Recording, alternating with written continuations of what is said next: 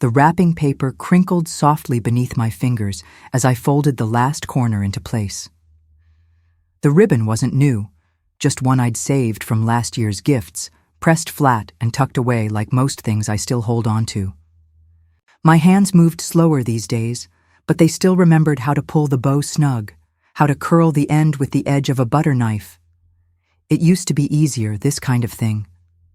My fingers didn't ache as much, my eyes didn't blur as often, but I still wanted it to look nice. The house was still, the kind of quiet you only get early in the morning when everyone else is asleep and the snow hasn't been walked through yet. I could smell pine needles from the tree, faint and sweet, mixed with that dusty scent wrapping paper carries when it's been waiting all year in the attic. The kitchen clock ticked behind me, a steady reminder that time moves whether you're ready for it or not. I held the gift in my lap for a moment before placing it under the tree. It wasn't anything fancy, just a handmade quilt. Soft flannel, stitched in calming blues and winter whites. I'd worked on it during the fall, sitting by the window, watching the leaves change. Each patch was a piece of something, scraps. From baby clothes, old shirts, even one square from Charles' favorite flannel robe. I thought maybe, just maybe, someone would notice. Before I set it down, I brushed my hand across the bough one last time and whispered, "Let them see the love in this." I didn't know who I was saying it to. God, maybe, or just the quilt itself. But it felt important, like tying hope to fabric, and when I tucked it beneath the tree, I didn't walk away right away. I sat on the floor for a moment, knees stiff, against the rug, and let my eyes wander over the lights, the old ornaments, the shadows dancing gently across the walls. I was hoping, quietly, desperately, that this small thing might still mean something. That maybe, somehow, a piece of me wrapped in warmth would still be welcome under someone else's hands. The wrapping paper was old but familiar, the kind that still carried a bit of attic dust and memory.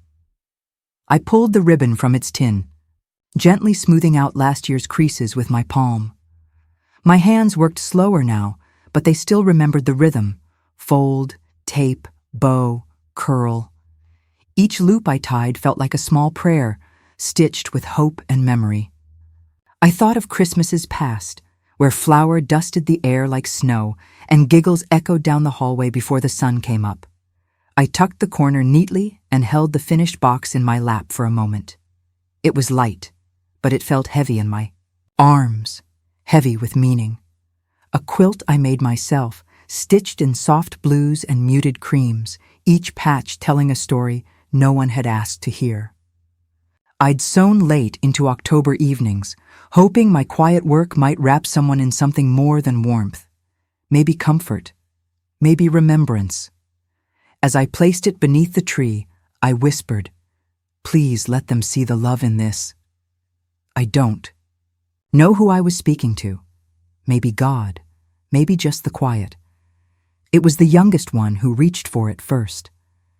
She peeled the ribbon away quickly, like it was in the way. I sat on the edge of the couch, heart caught somewhere between pride and nervousness. When she unfolded the quilt, there was a pause, the kind that makes you brace, then a little chuckle. Not cruel, not loud, just careless. "Oh," she said, turning it over in her hands. "Did Grandma make this?" A few of them laughed. Not meanly. Just easily. Like it was funny that something handmade had found its way under a tree full of gift cards and Bluetooth gadgets. The air in the room shifted. I felt it more than I heard it. The kind of shift where you suddenly know you've missed the mark even if no one says so out loud. My ears flushed. Not from embarrassment exactly, but from a quiet unraveling I didn't know how to stop. I watched them pass it around, make a few comments I couldn't quite catch, or maybe chose not to, and then move on. Just like that. I kept my smile. Steady, the one I've practiced over the years, soft at the corners, never too wide, never too sad. The kind of smile you wear when a child hands you something broken, and you want them to feel proud anyway. But inside, I stepped away, not with my feet, but with something deeper. The part of me that had waited for that moment to matter. I sat, a little straighter on the couch, folded my hands in my lap, and let the holiday playlist carry on around me. No one noticed that I'd gone quiet. Or if they did, they didn't say anything. The quilt rested on a side table now, folded too tightly, like they didn't want it to take up much space. Neither did I, apparently. I looked down at the cushion beside me, still warm where no one had come to sit. I told myself the room was just full. That's why they didn't sit near me, but I knew better.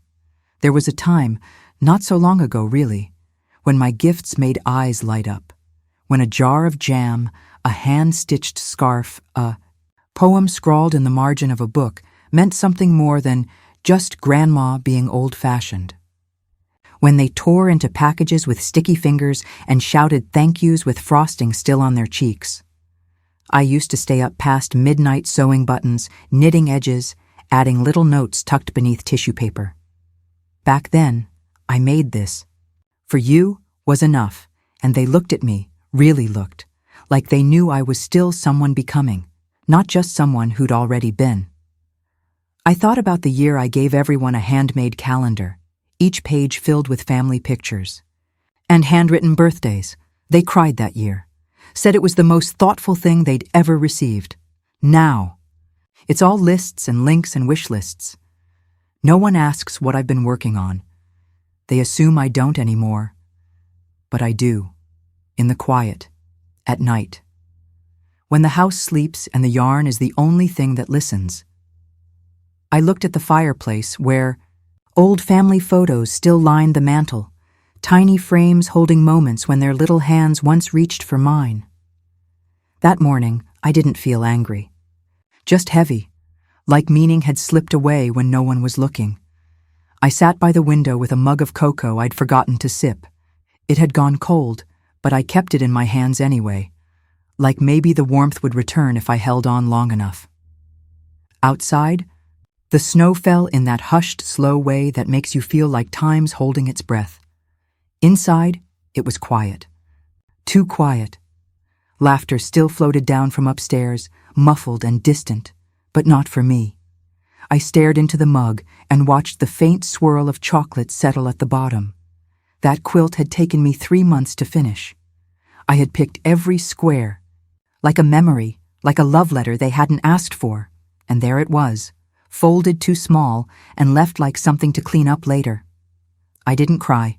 I just sat with the cocoa in my hands and let it cool, like the silence between us, like the space between what I gave and what they saw.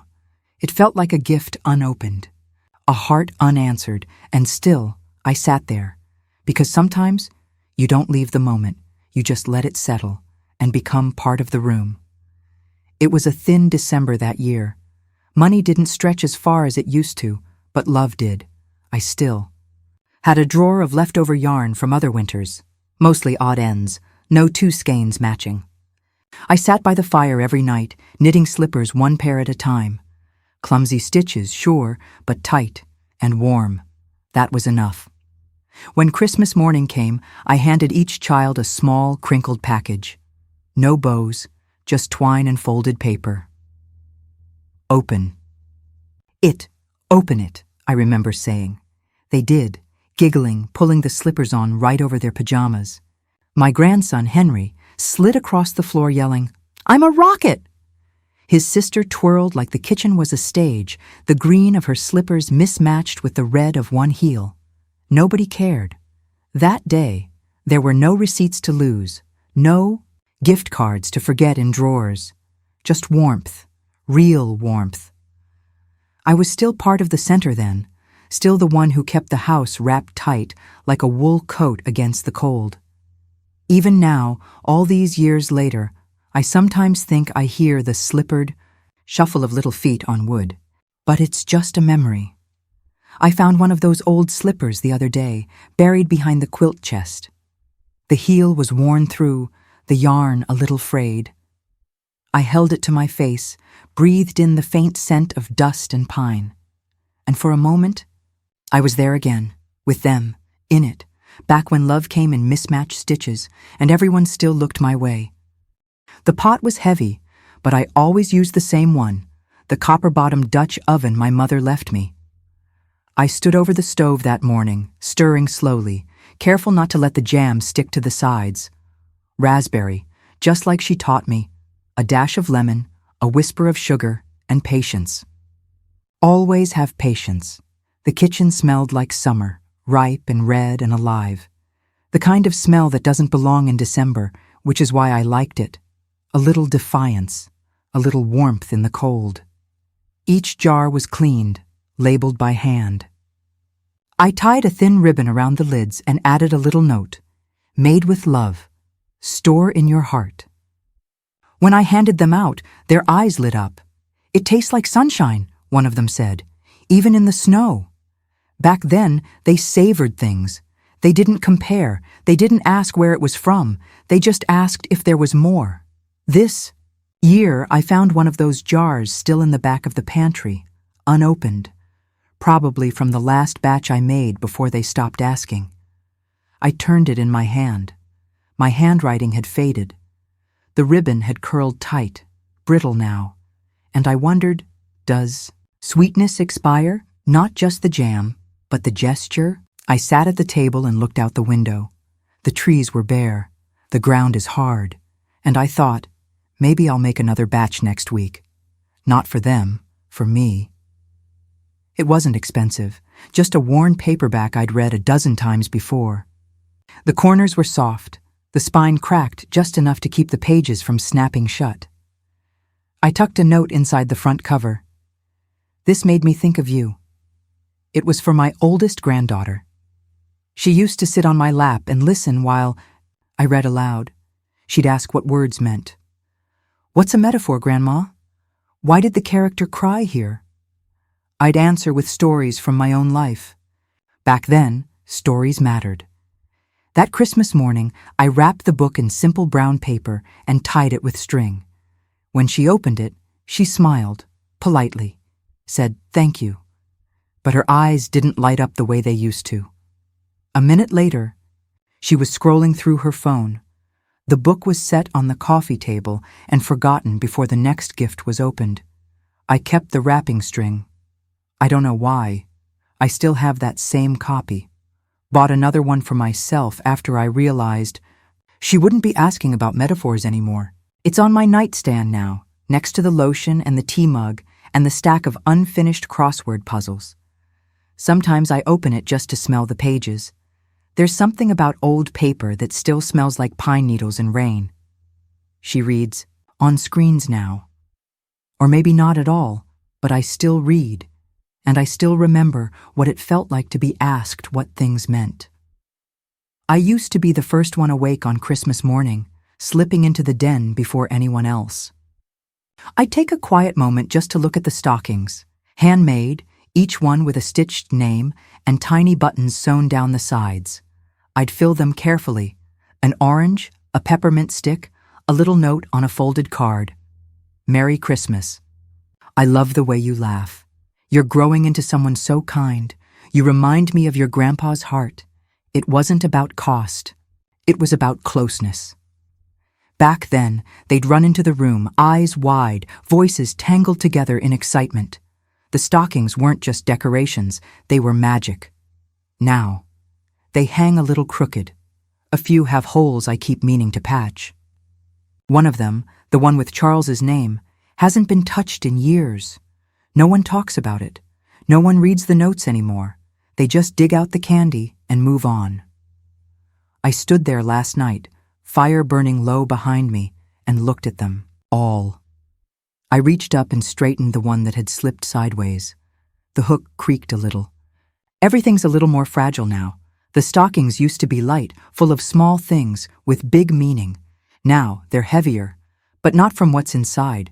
It used to be the first word I'd hear each morning. Mama, sometimes shouted, sometimes whispered through sleepy breath and tangled sheets. That name filled the house like a song I didn't even know I needed. I wore it like an apron, constant, comforting. Mama, can you tie this? Mama, What's that smell? Mama. I had a bad dream. They'd call for me even when they didn't need anything, just to know I was nearby. Now the house is quiet. They text me when they remember. I'm still on their list, just further down. After work, after errands, after posts.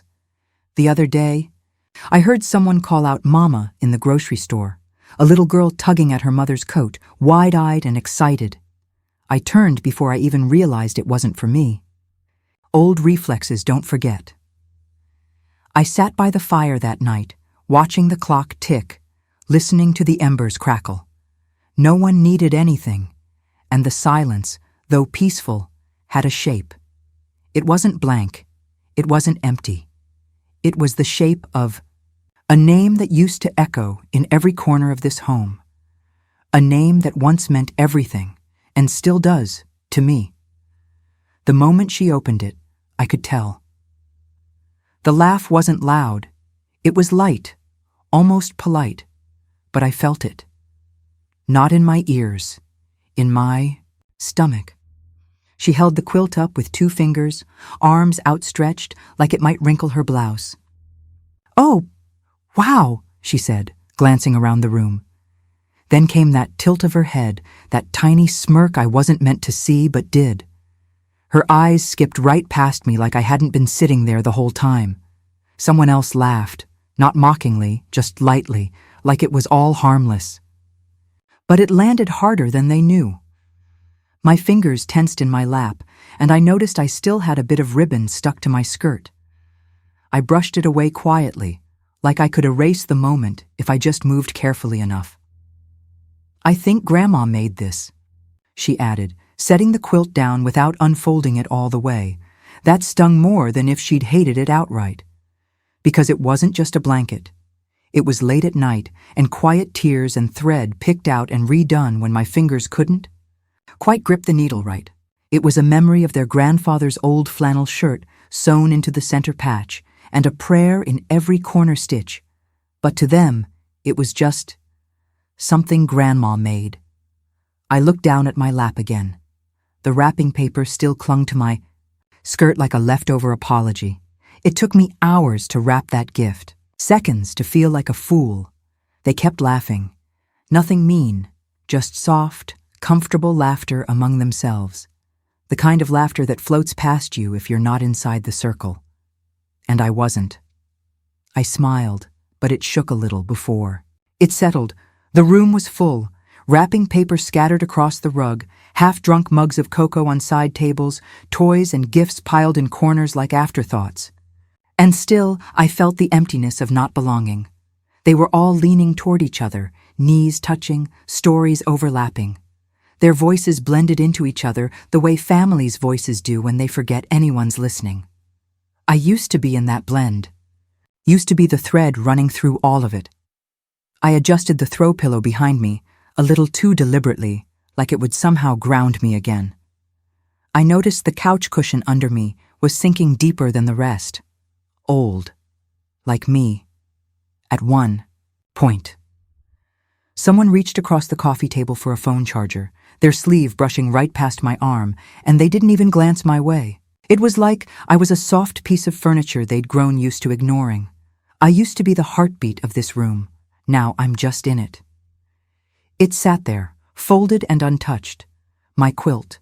The paper was torn neatly, barely creased like someone had been careful not to wrinkle what they didn't plan to use.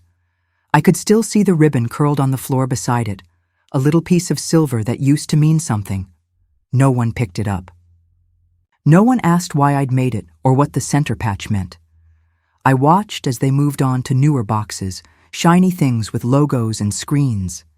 Everyone owed and awed as more paper was torn. Someone laughed again, but I couldn't tell what. Stayed still. That quilt had taken me weeks. I'd stitched it during quiet evenings, my knees tucked under the old blanket Charles used to nap with. I'd chosen each square like I was telling a story. One of them was from our anniversary tablecloth. Another was from the curtains in the kids' playroom, back when they used to build castles and crawl inside them, giggling. But there it lay, like it didn't speak.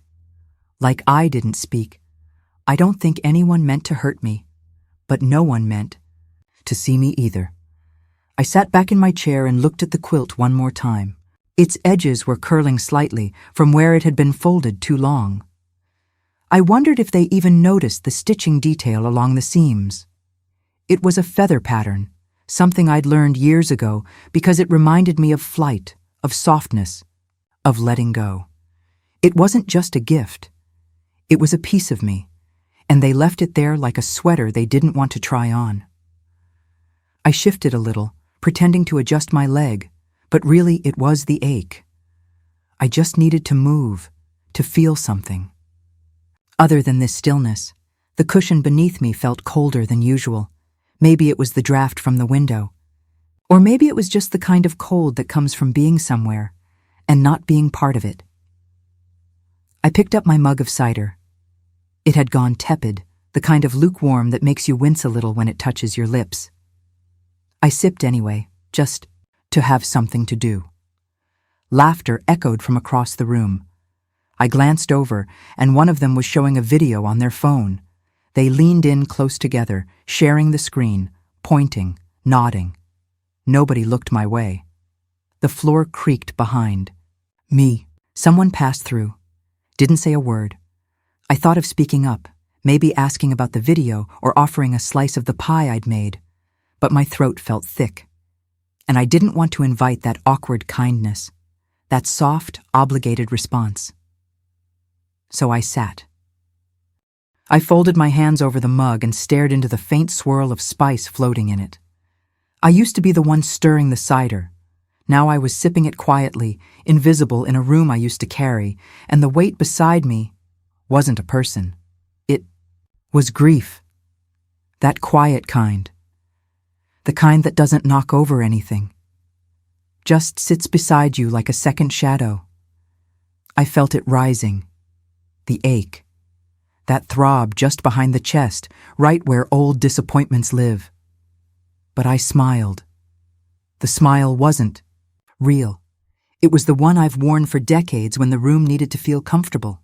I've worn it through missed birthdays, forgotten calls, and quiet dinners where no one noticed I hadn't said a word.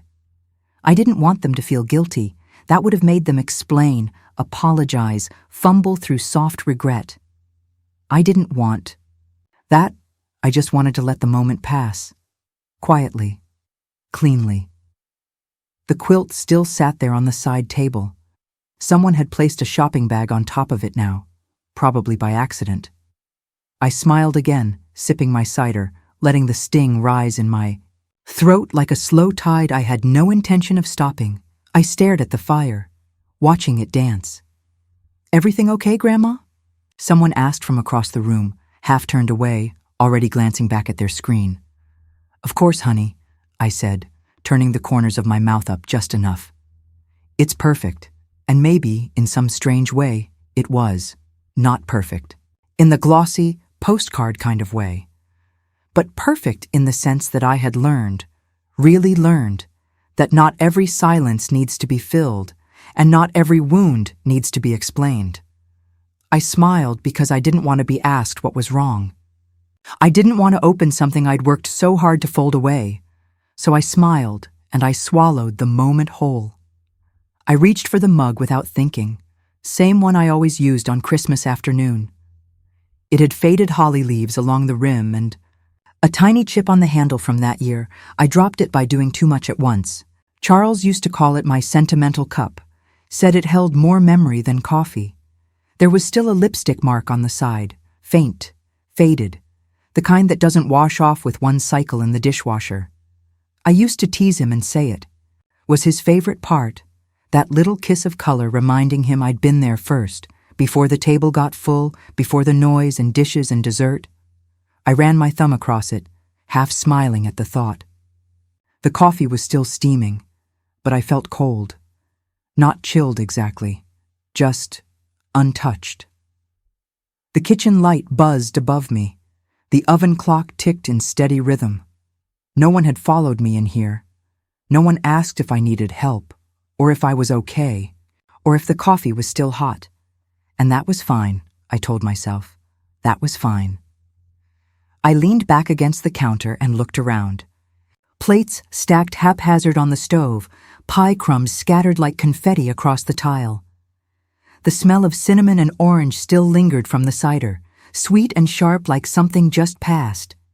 I held the mug like it might hold me back, like it could anchor me to something warm. But it didn't. Not really. Not anymore. I stood at the counter, slowly stirring my coffee. The spoon clinked gently, rhythmically, like a clock I could control. Through the cracked door, I heard them laughing. "Remember what she made last year?" one of them said. Someone else laughed, louder now. "Oh, and that thing she made this time, what even was it?" Their voices rolled over each other, full of comfort and closeness. They weren't mocking, not really, just retelling it like a family story, the kind that becomes legend in the wrong way, the kind you don't get to own anymore. I looked down at the swirl in my mug. The sugar hadn't fully dissolved. It circled like it was trying to stay whole. I used to be part of that room. Now I was just next to it. The kitchen was dim, except for the light above the sink. It flickered once. The radio in the background played "Have Yourself a Merry Little Christmas." Funny how songs feel colder when they're cheerful. I leaned against the counter and let their laughter go on without me. I didn't interrupt, didn't correct. Didn't remind them what that quilt meant or how long I'd worked on it. I just stirred, because the room behind me was loud and mine was quiet. And somehow, that contrast stung more than silence ever could. The pie crumbs caught my eye first. They were scattered across the counter, little flakes of crust, sugared edges, streaks of cider dripped from someone's cup. I made 3 pies this year. Nobody asked me to, but I did it anyway. Habit, I guess. Tradition. Once upon a time, they waited for me to slice and serve, waited for me to wipe the knife and place the plates just right. Now they helped themselves. Now they laughed while chewing, holding their phones in one hand and plastic forks in the other. I didn't mind the mess, not really. But I noticed it. A used napkin was bunched near the sink. One of the good ones, the cloth kind I only brought out for holidays. I reached out and smoothed it flat, then picked it up and dropped it into the laundry bin. No one saw. My fingers drifted across the counter, catching in the sticky patch where cider had dried. I traced a circle through it, just once, then wiped my hand on my apron. It wasn't anger. It wasn't even sadness. It was just noticing. I stood there for a while longer, watching the sunlight fade from the window above the sink. The shadows in the kitchen grew long, stretching like tired limbs. The refrigerator hummed softly behind me, steady and indifferent. They would come in later, maybe, when they needed something. But for now, I have become background, not the one who served, or who laughed, or who led the moment, just the one who noticed the crumbs. The steam from the mug rose slowly, curling like ribbon before it disappeared. I held it with both hands, the ceramic warm and smooth beneath my palms. I took a small sip and let the heat settle on my tongue, but it didn't move past that. The warmth didn't reach my chest. I stood still, let the quiet wrap around me like a scarf too thin for December. The ache wasn't sharp. It was steady. A dull pressure, like dust settling after a chair's been moved. Nothing dramatic, just what's left behind. No one was yelling, no one was cruel. But no one came looking either, and maybe that's what struck me most, that silence could feel like a verdict. I moved to the sink and rinsed my mug slowly. The click of the spoon against ceramic echoed too loudly in the empty kitchen. I looked out the window, the sky overcast and pale, the kind of gray that softens everything it touches. I stood there, mug in hand, watching the neighbors' lights twinkle to life one by one. And I thought, without panic, without drama, they don't need me to fill the room anymore, and maybe they haven't for a long time. I stood there a long while, not doing anything. Just being. The house around me moved on. Upstairs I could hear footsteps. A cabinet opened. A drawer closed. Someone laughed, far off, muffled. None of it was about me.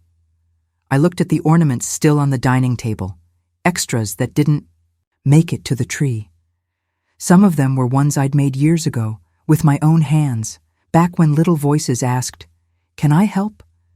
And sticky fingers pressed glitter into wet glue. Now they sat untouched, glitter dulled, hooks tangled. No one had asked about them this year. I didn't offer.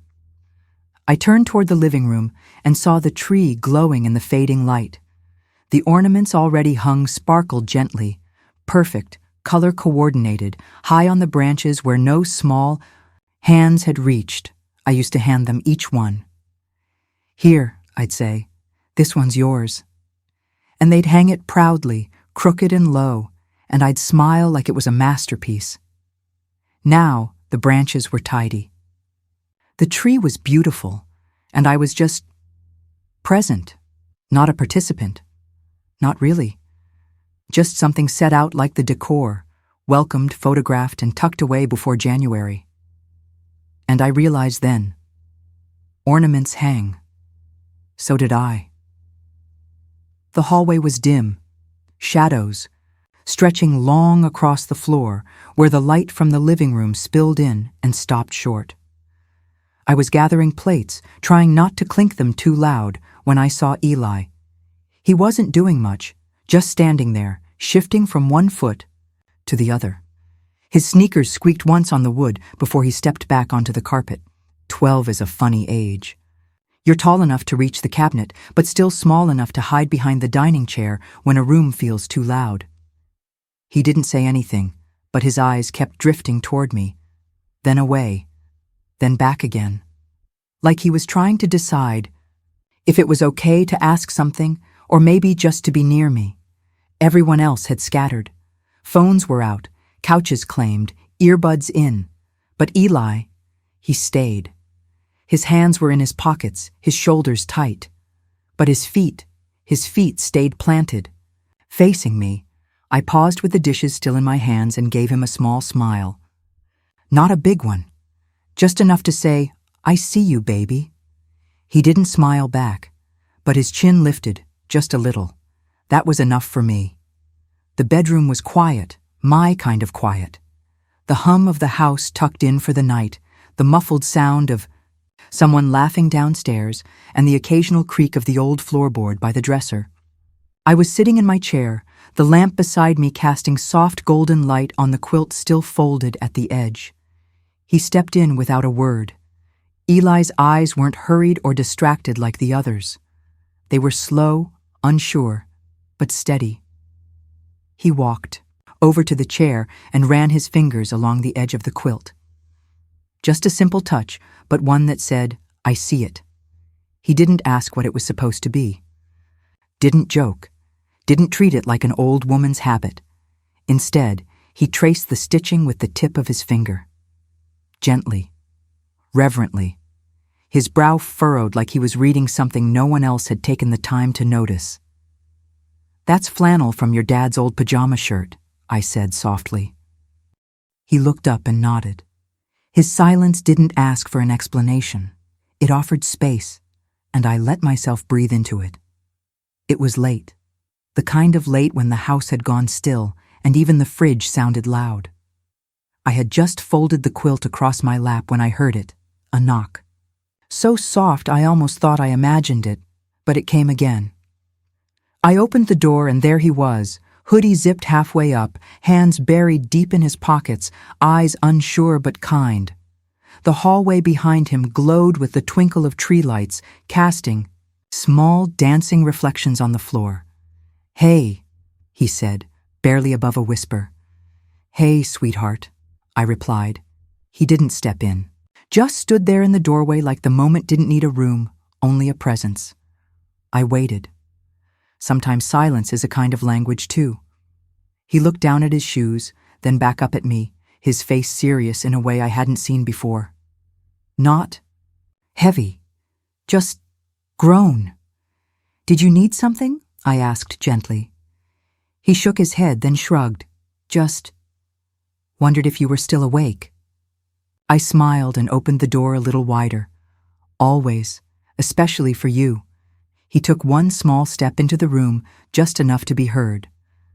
I liked the gift, Grandma, he said. 7 words. That was all. He didn't say it like he was trying to make me feel better. He didn't say it because someone told him to. He said it like it had been sitting with him all day, waiting for the quiet. My hands tightened slightly around the edge of the quilt in my lap. Not out of shock, but something else, something softer. I hadn't cried earlier, not even when they laughed. But now, standing in this small, shared space, I felt the release, like I'd been holding my breath since breakfast and didn't realize it until now. I didn't say thank you, not out loud. Instead, I let the silence between us hold it for me. I reached forward, touched his sleeve lightly. That means a lot, Eli. He gave a tiny nod. And that was it. No speech, no grand gesture, just the right words at the right time. He turned to leave a moment later, his hand already on the doorframe. Night, he said softly. I watched as he raised 2 fingers in a little wave. It wasn't much, just a flick of the wrist, small and shy, but I raised mine too, not as a goodbye, as a thank you. The hallway light lit his silhouette just long enough to catch the shape of him growing up and growing kind at the same time. When the door eased shut behind him, I didn't feel the cold like I had earlier. The quilt shifted in my lap as I leaned back in the chair. The scent of cocoa drifted faintly up the stairs. I let myself sink into that warmth. The house hadn't wrapped me in much this year, but Eli had, and sometimes that's all it takes. The garage door closed behind me with a soft squeak, the kind that always reminded me something was old but still working. I pulled the sweater tighter around my shoulders, but it didn't help much. The cold here was different. It wasn't just temperature, it was space. Empty, settled, and a little forgotten. The kind of cold that slipped under doors and into bones. My slippered feet made soft sounds on the concrete, echoing off walls lined with boxes and shelves we always said we'd sort someday. It smelled faintly of pine dust and old oil, the scent of a place that hadn't been warmed in years. The overhead bulb buzzed before it flicked on. One lonely circle of yellow light spilling onto the workbench. I stood in the center of it, like stepping onto a stage no one else would ever see. My breath rose in front of me, small and ghost-like. This was a part of the house no one really came into anymore. Just me, just now. And as I looked around at the bins stacked high, the tools we never used, and the storage that held more memory than function, I realized something. I hadn't come out here to clean. I'd come here to remember who I was, before the ribbons, before the laughter that wasn't for me, before I started feeling like background. The tin box was right where I left it, on the second shelf, tucked behind a box labeled Ornaments Old. I pulled it out and blew gently across the top. The word Christmas lights was written, in red marker, smudged but still there. It hadn't held lights in over a decade. Inside, the papers were neatly folded. Bonds, savings notes, bank printouts. I lifted each page slowly, unfolding corners I'd creased carefully, deliberately over the years. I'd made notes in the margins, dates, totals, reminders to myself. They always thought I crocheted to pass the time. I let them believe that. But every loop, every hour with yarn between my fingers was time I used to think, to plan, to build. This ledger wasn't just money. It was the years I spent being quiet and useful. Invisible, maybe, but not idle. I traced a number with my finger, a total that had grown quietly, steadily. No one asked how. No one needed to. I knew. I'd written my legacy in silence and savings, in every corner of this box.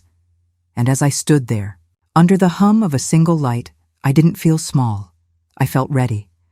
The cedar chest groaned when I opened it, like it hadn't been asked to speak in years. I had to lean into the lid with both hands, something that used to be easier. But when it opened, the scent hit me immediately. Lavender.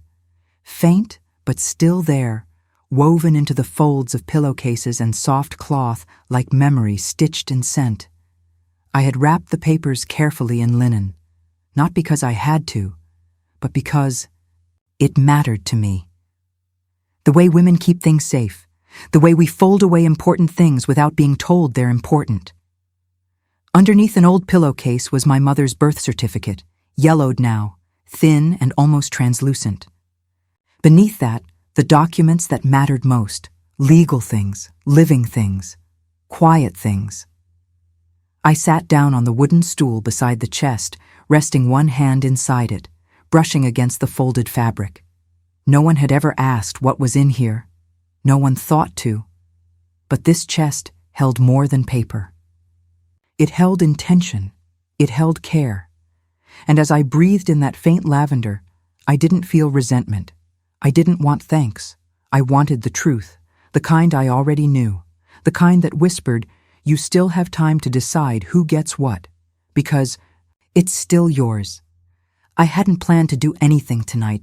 I came out here just to look, to touch what was mine, maybe to sit in the quiet long enough to remember I used to make decisions without asking anyone's permission. But somewhere between the hum of the light and the scent of old linen, a thought settled in. What if I gave differently?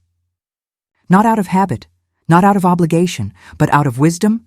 What if I gave to the ones who saw me, who lingered, who stayed in the room a second longer, not because they needed something, but because they wanted to? I didn't feel angry. I felt awake. The bulb above flickered once.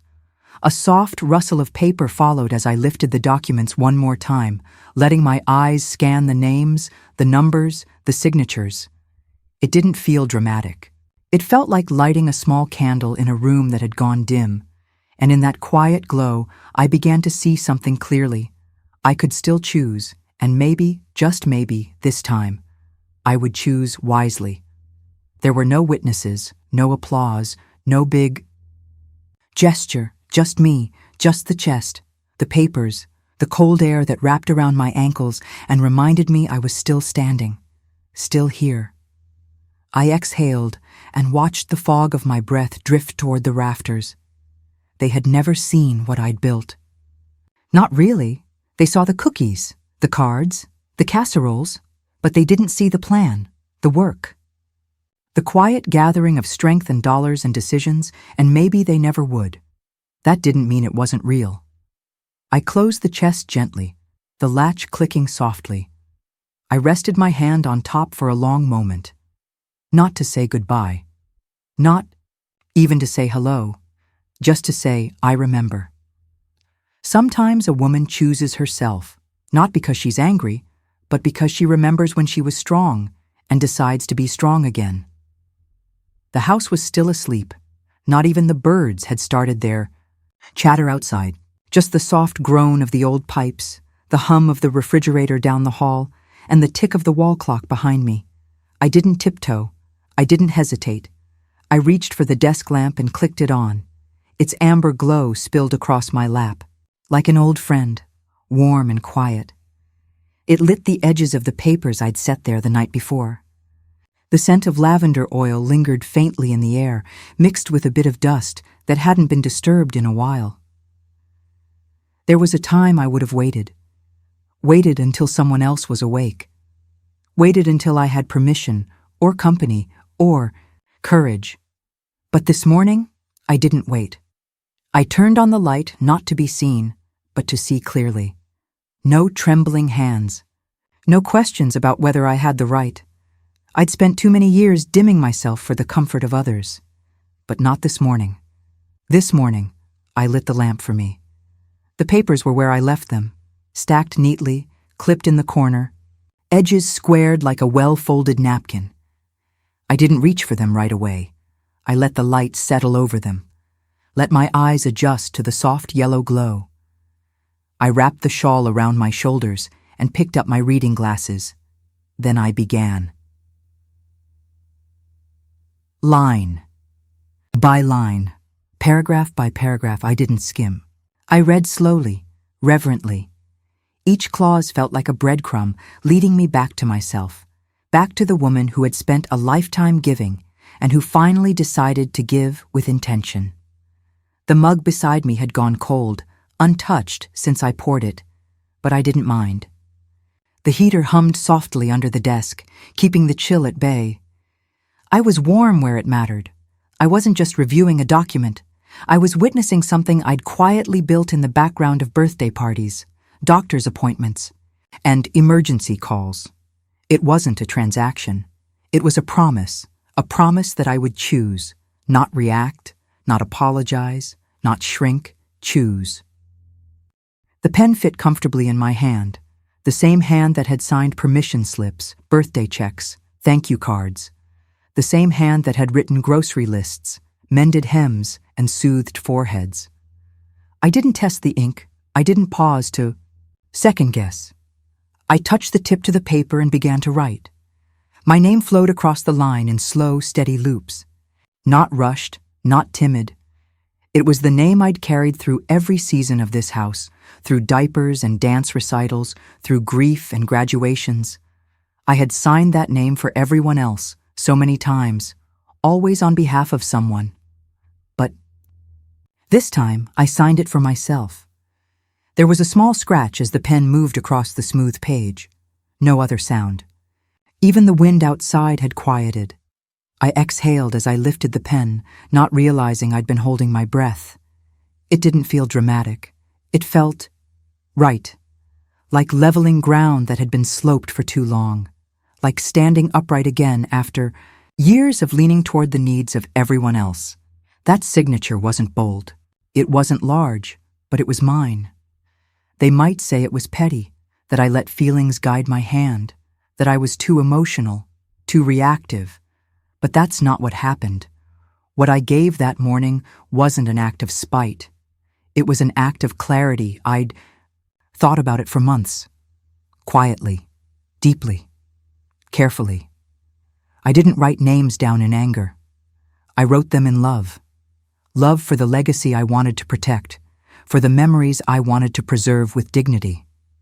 It takes strength to give from a full heart. But it takes wisdom to give only to the ones who will carry what you offer gently. That's what I chose. Not the loudest voices. Not the ones who expected the most. I chose the ones who lingered, who listened, who looked me in the eye without asking for anything in return. The sky was just beginning to turn pale behind the curtains. I tucked the documents back into the folder. With steady hands, the heater clicking off as the room grew warm enough. And for the first time in a long time, I felt the same. Warm enough. They'll open presents this morning, wrapping flying through the air, names called out, laughter bubbling over.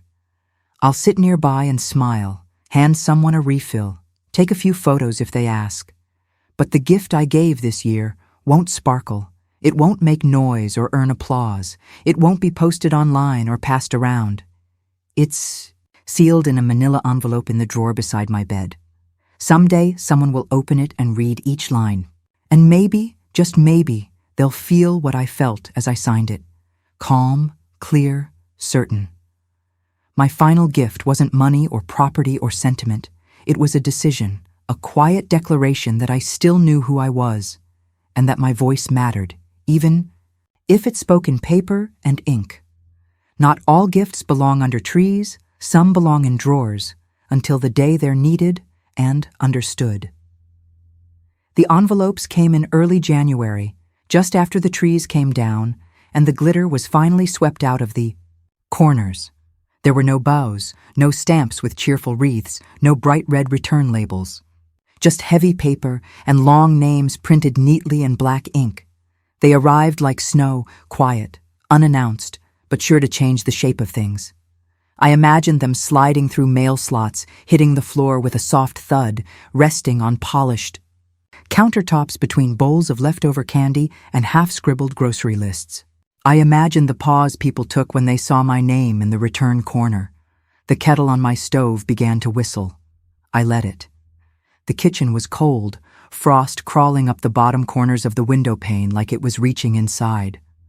My mug sat, empty, a stack of fresh mail beside the sugar jar. One envelope still unopened. I already knew what it said. I didn't write those letters with a heavy hand. I wrote them with a steady one. Clear, quiet, no threats, no apologies, just the facts. Chakhoi. Decisions had already been made, and I had signed them while the sky was still dark. These letters weren't meant to cause a scene. They were meant to be seen. Finally, the silence came first. No pings, no rings, no rushed messages, just a still phone blinking once every few minutes to remind me it still had something to say. Then the calls began. A niece in Ohio. Polite, too. Polite. "I just wanted to check in, Auntie," she said. Her voice fluttered like a sheet being folded awkwardly. An old neighbor called too, though I don't know how she even got a copy of the letter. "I saw the name," she said. "Thought maybe you'd want to talk." She didn't ask about my decision, just wanted to be part of the buzz. Some didn't call at all. Their silence was thicker than any words could have been. Every ring, or the lack of it, answered a question I hadn't dared speak aloud for years. Did I matter to you outside of what I gave? I sat at the kitchen table, the light slow and golden as it moved across the tile. The wall clock ticked a little louder than usual, maybe because the rest of the house was quiet, or maybe because I was finally listening. And for the first time, I heard more in what wasn't said than I ever had in what was. She didn't wait long. It was mid-morning, the sun curling across the floor, soft and bright, making shadows out of everything left unsaid. My phone buzzed once, then again. Her name lit up the screen. I answered on the second ring. "You didn't have to do that," my daughter said. Her voice was sharp, clipped like she'd rehearsed it and didn't like the way it felt in her mouth. I let the silence settle before I answered. "I know," I said, voice steady. "I didn't have to, but I could." She breathed in sharply. Then nothing. I didn't rush to fill the gap between us. I didn't add soft cushions of apology or explanation. I just let the truth stand on its own, like a chair that doesn't wobble when you sit in it. I looked at the mug in my hand. The tea had gone lukewarm, but I didn't reheat it. I let it be as it was. She mumbled something after that. Something about confusion, about timing, about being blindsided.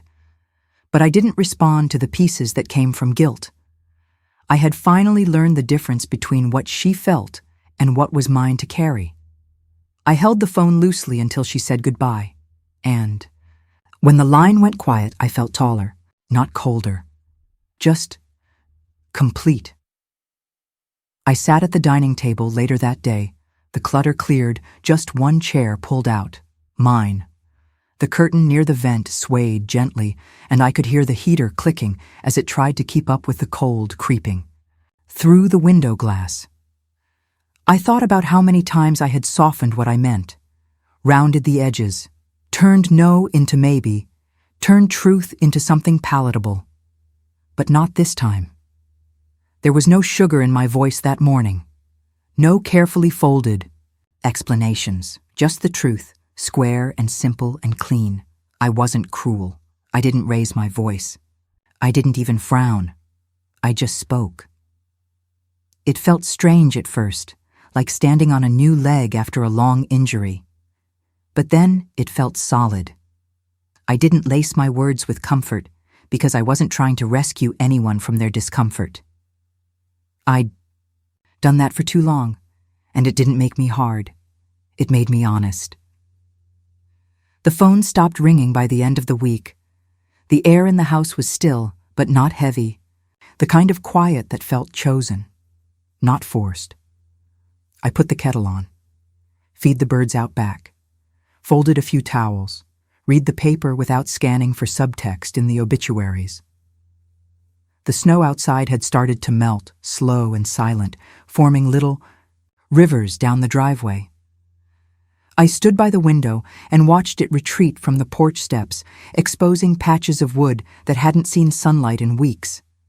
I used to fear stillness. I used to fill it with chores, calls, casseroles, anything to feel needed. But this time, I let the quiet stay. I wasn't erased. I wasn't abandoned. I was simply alone. And I was okay with that. Because now I knew the difference between being quiet and being quiet. And this silence, this was mine. It was the kind of rain that didn't announce itself. Just appeared. Soft and steady. Not dramatic. Not wild. Just there. I sat at the kitchen table, one hand wrapped around a mug, the other resting on the rim of a half-full bowl of soup. The light above me cast a golden glow over the table, warm against the gray sky pressing gently at the window. On my phone, the messages had started rolling in. Long ones, lines and lines of text listing every favor ever done for me. Every time. They brought me groceries, called when I was sick, showed up even when they were busy. I read each sentence slowly, letting them sit instead of soaking them in. I didn't respond. Not right away. Some storms don't ask for shelter. They ask for silence. I looked at the rain trickling down the window. It trailed in thin, slow rivers that wove around each other like they were trying to meet but never would. Kind of like us. I sipped the soup. It was too salty. And still I didn't text back, because sometimes space is the only answer that makes sense. They wanted me to remember the dance recitals, the doctor appointments, the times they drove across town to pick up a prescription or brought me an extra pie from the store. I remembered. I always had. But that morning, as I sat at the table with their messages pulled up, I realized something I hadn't before. They were remembering their giving louder than I remembered their care. Every act had become a line on a ledger, an invoice I'd never asked for, tallied in sentiment and framed as sacrifice. I stirred the soup again, letting the steam fog my glasses slightly. It wasn't that they hadn't helped me. They had. But somewhere along the way, those moments had stopped being about love and started being about loyalty, proof. I didn't owe them more for showing up once in a while. I had given too, quietly, in ways they never wrote down, in casseroles baked at midnight, in rides to school and rent I never reminded them they owed me, in years of folding my needs into smaller and smaller spaces. I looked out the window, the clouds still thick but unmoving. I had always been thankful. I always would be. But thankfulness is not a leash, and I wasn't going to wear it anymore. For most of my life, I made myself small for their comfort. I said thank you twice when once would have been enough. I gave more than I had and smiled through it. I never asked them to say sorry when they forgot me, but I apologized if I ever made them feel guilty about it. That quilted gratitude, soft, stitched, and silent, had been the fabric of how I moved through our family. But something cracked this Christmas, not like a broken plate, more like a window finally nudging open after being painted shut for years. They laughed. They dismissed what I made. They made a story out of it, like it was a punchline instead of a gift. And for the first time, I didn't tuck it away. I didn't make myself small to make them feel big. I sat in my chair, the window fogging gently with the heat from the inside, pressing against the cold outside. My body felt solid. My thoughts are quiet, like something was finally mine again. I wasn't bitter. I wasn't angry. I was blooming, like a flower tired of apologizing for its thorns. The words came as I stirred the soup, slowly, carefully, watching the carrots tumble in the broth. This doesn't feel like love anymore. I didn't mean to say them out loud. But once I did, I didn't take them back. They didn't sound cruel. They didn't come with anger or accusation. They came with relief. I wasn't accusing them. I wasn't trying to shame them. I was just naming something that had been sitting on my chest for far too long. They used to call me just to chat. Now they only called with reminders, with guilt, with memory lists of what I should be thankful for. It wasn't love, it was record-keeping. Sat down at the counter, soup cooling beside me, and let the lamp glow gently over the room. I didn't cry. I didn't call anyone. I simply whispered the words again. Quieter this time. This doesn't feel like love anymore. And finally, I let myself believe it. They called me ungrateful, said I'd forgotten everything they'd done, that I was cold, that I'd changed. But I didn't feel cold as I folded the blanket across my lap and looked out at the birds gathering under the feeder. They fluttered softly, hopping through the snow-dusted seed, unbothered by the wind. That wind had changed. Directions overnight, brushing the windows now with a softer hand. I watched the trees bend without breaking, and I thought, maybe that's what I've become. Not hard, just rooted, not loud, just firm. Like a tree that stopped begging the wind to stay. They could call it what they wanted. I knew what it was. Peace, and some peace only arrives when you stop twisting yourself into shapes that make everyone else feel tall. I sipped the last of my tea, lukewarm but steady. They didn't have to understand it. I just had to live it. I spotted. It tucked quietly between loud scarves and shiny wooden bowls at the winter market. A quilt, folded small, not trying to catch anyone's attention. That's probably why I saw it. It didn't shout. It waited. The colors weren't bold.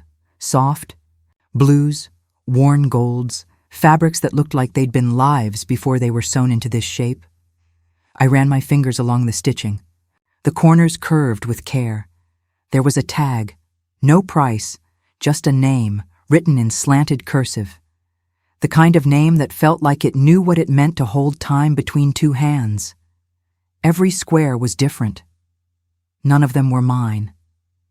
And yet, somehow, I felt like I was wrapped in all of them. I didn't ask if it would match the couch or whether anyone else would find it beautiful. I didn't text a picture to get someone else's opinion.